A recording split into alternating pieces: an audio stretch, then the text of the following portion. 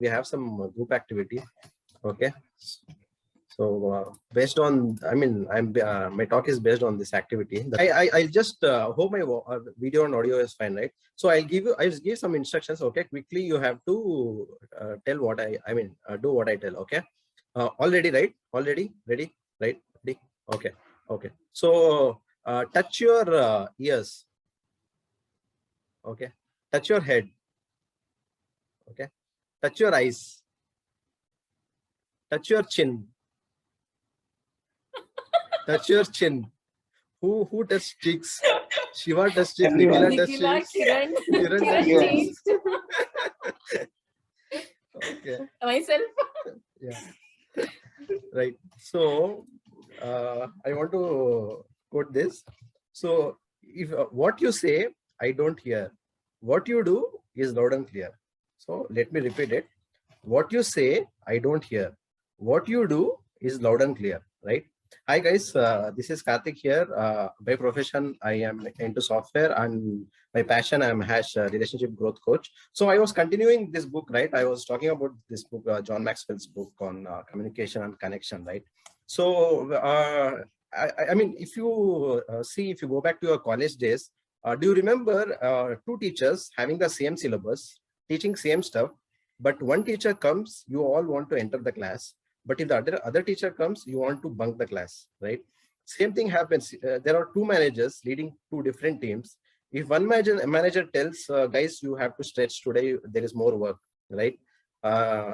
His team will be willing to do it. But other manager says, his employees are not willing, like they will be, I mean, they will refuse and they'll try to escape, right? So what is the difference between these two teachers or these two managers, right? The words are same, but the connection the teacher has towards his or her students, or the connection the manager has towards his team is different. Okay. And that connection actually matters a lot. So what is this connection about? Okay. It's a very generic thing, right? So how can we improve this connection? Okay. What are the specific things we can do? We can implement right away in our personal, professional, business, everywhere, right? So coming to connection, the author says, when we speak, when we communicate, right, only 7% accounts for the words, right? 38% accounts for the way we tell, right? And 55% accounts for how the other person receives it, right? 7% is the words, 38% the way we tell it, and 55% how the other person receives it, how the other person sees it, right? So if you see, the majority is this 55%, right? So let us understand how we can tackle this 55% audience, right? I give you 4 simple steps, right, which you can easily implement. Very simple. I mean, you would have known it, but the question is if you are doing it, right? So first thing is connecting visually, right? So when you connect visually, what are the things that matter, right? Obviously, body language, the way you present yourself, okay? And what else, like your face. I mean, your face, even if you don't speak sometimes, your face itself speaks everything, right? And it needs only 7 seconds to make the right first impression. I hope you agree, correct? And are you having distractions, right? There should be not, I mean, like if let's say you want to connect with your spouse on some important matter, is TV running in the background or is YouTube running in the background? No, right? So you have to shut everything. There should be no distraction. Or if you have a very important meeting with your client or a customer, right? You're meeting him outside, let's say, okay, do you prefer a noisy place or do you prefer a quiet place, right? So there should be no distractions, and the surroundings, you should take care of the surroundings and the environment, right? And one more thing is the way you carry yourself, right? Do you have any sense of purpose when you carry yourself, when you walk, right? So have you heard this, this robbers or thieves, right? How do they find their victims?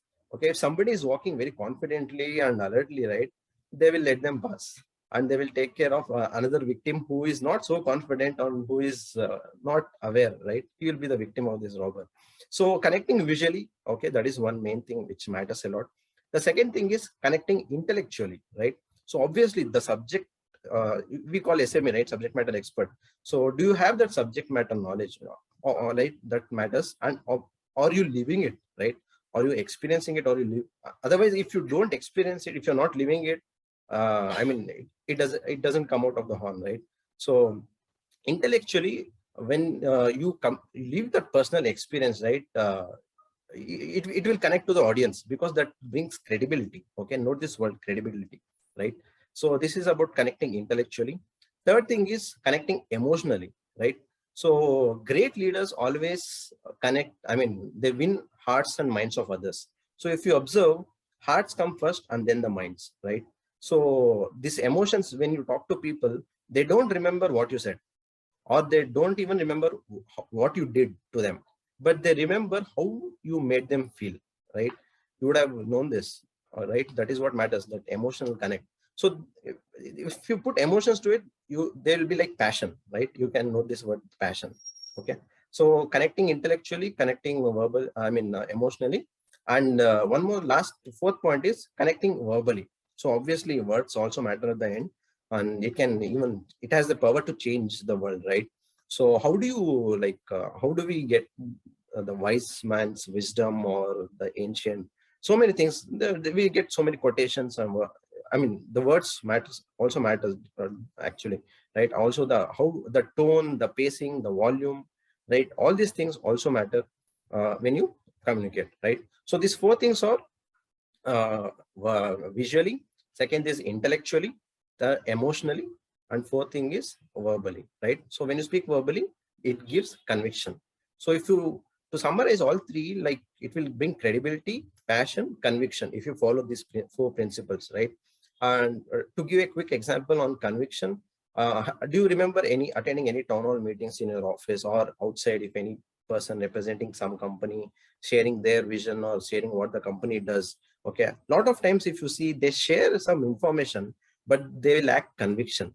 Okay, so I'm not sure if you have observed it. On the contrary, if you see, have you observed Kiran sharing the vision of PIM or the mission of Growth Express, or even I also share with others, because we have that conviction in us, right?